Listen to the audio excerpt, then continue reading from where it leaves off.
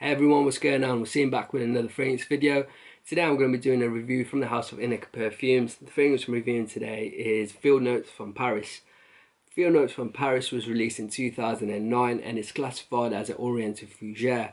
The nose behind this scent is Ineke Rutland. Ineke Rutland is the nose behind all of the fragrances from this house. This house is based in San Francisco, California, and it's considered an indie house as far as I know. So Ineke perfumes were the first fragrance was released in 2006 and has 15 other offerings, but Field Notes from Paris is by far the most popular one and the one that gets a lot of talk in Facebook groups, Fragrantica, Base Notes, and on YouTube as well. Regarding Ineke Rutland herself, a little bit of a background regarding perfume. She was originally born in Canada but learned and trained to be a perfume in France, Paris, a very prestigious perfume school. This perfume school was also attended by other perfumes, acclaimed perfumes such as Annick Monado, who created Body Chorus, and Francis Kurkdjian, who created the very popular Le Male. Ineke Rutland herself worked in the European perfume industry for nearly 30 years, since 1988. So she's a classically trained perfume, attending a very prestigious school in Paris, and she's worked having years and years of experience in the European perfume industry. So a very strong CV in my opinion. Regarding Field Notes from Paris, a little bit of a background regarding this scent. This was inspired by Ineke Rutland's early days while she was training to be a perfume. When she was sitting in a cafe, and the scent really invokes the romantic and nostalgic feeling of her sitting in a cafe, writing in her journal, and having the smell of cafe cream in this cafe. This was the inspiration behind the scent itself. So that was a little bit of a background regarding the inspiration of the fragrance, the perfume Ineke Rutland and the house of Ineke perfumes. Let's talk about the notes of this fragrance. So the top notes of Field Notes from Paris is African orange flower, bergamot and coriander. The heart of the fragrance is patchouli, cedarwood, tobacco leaf and tobacco blossom. And the base of the fragrance is tonka bean, vanilla, leather and beeswax. So those were the notes, but what do I really get from Field Notes from Paris? For me, essentially, Field Notes from Paris is a very fresh, sweet, juicy and spicy scent. The main notes you're going to get in this fragrance, the freshness coming from the bergamot, that sweet juiciness that I talked about, which is the most distinct aspect of this scent, coming from a combination of the beeswax, tonka bean and African orange flower, and the spiciness coming from the predominant tobacco note and some fresh spiciness from the coriander. The opening is a blast of freshness that you get from the note of the bergamot. In that opening, with the fresh bergamot, you also get that juicy sweetness that I was talking about. And with that juicy sweetness, in the background is a lovely fresh spice, very gentle fresh spice from the note of the coriander. As the fragrance develops into the heart, the note, that fresh spiciness that you get from the coriander, is very subtle in the dry down. It completely disappears on my skin. However, that freshness that you get from the opening is still present in the heart, along with that juicy sweetness. In the heart is where you're introduced to the tobacco, and the tobacco starts adding a little more distinctive spiciness to this scent. And as the fragrance develops, the tobacco becomes more noticeable, but the other aspects of this scent, that freshness and that sweet juiciness, are still present. It's a scent which is very well balanced, and it comes across very well blended.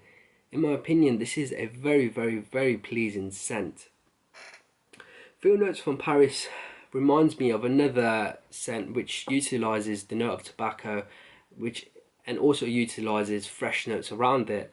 You get a lot of fragrances which use the note of tobacco with a lot of sweetness, and fragrances such as Pure Havana, Herod, Tobacco Vanille.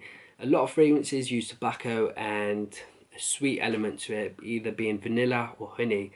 This one does have an element of sweetness to it, but it's not like a vanilla, it's not like a gourmand sweetness. It's a very fresh sweetness, a juicy sweetness if you will. which is a combination of that beeswax, the tonka bean, and African orange flower.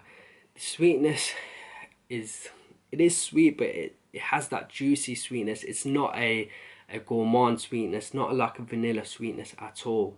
And I made that comparison to Dolce & Gabbana's Pour Homme, and if you smell that scent, Dolce & Gabbana's Pour Homme is a tobacco-based scent which has a lot of citrus freshness, especially a beautiful lime, bergamot, orange citrus that fragrance has. For me, D&G's Pour Homme is a great scent for spring and summer. Now imagine a flanker to D&G's Pour Homme, for a flanker which is darker, more intense, and a flanker which would ideally be suited to the fall and winter. Then this is the type of scent that you will get. For me, in my opinion, this would be a perfect flanker to that scent.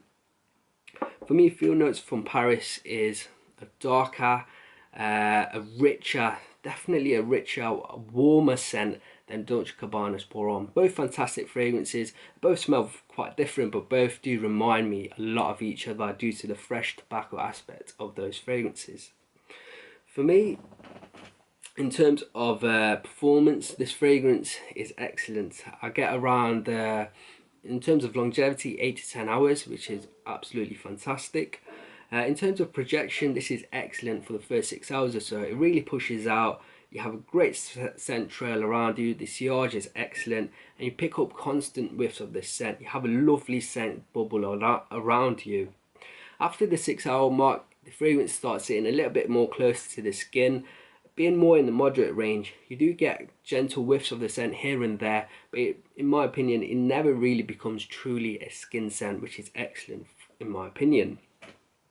In terms of seasons, I did mention that this is a darker version of Dolce & Gabbana's Pour Homme. However, I can see this being worn in nearly every single season, apart from the very hot summer days. When I talk about every season, it can be worn in fall or autumn, especially. I think that's the best season for this scent. It can be worn in winter and spring, and the cool summer days, not the very hot summer days, because I can see this becoming quite cloying if it's a very, very hot day.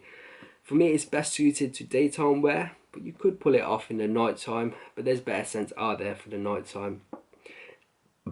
In terms of occasions, I really feel that like this one is a scent that can be worn in pretty much all occasions. It's a very versatile scent, so I feel like this is an excellent signature fragrance for somebody out there. It's truly unisex, can be worn by both male or female.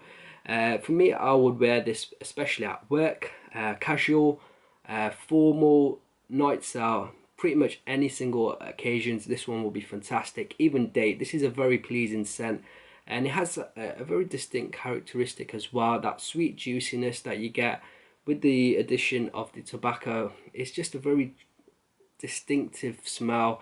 I think it would be a perfect signature fragrance for that someone out there.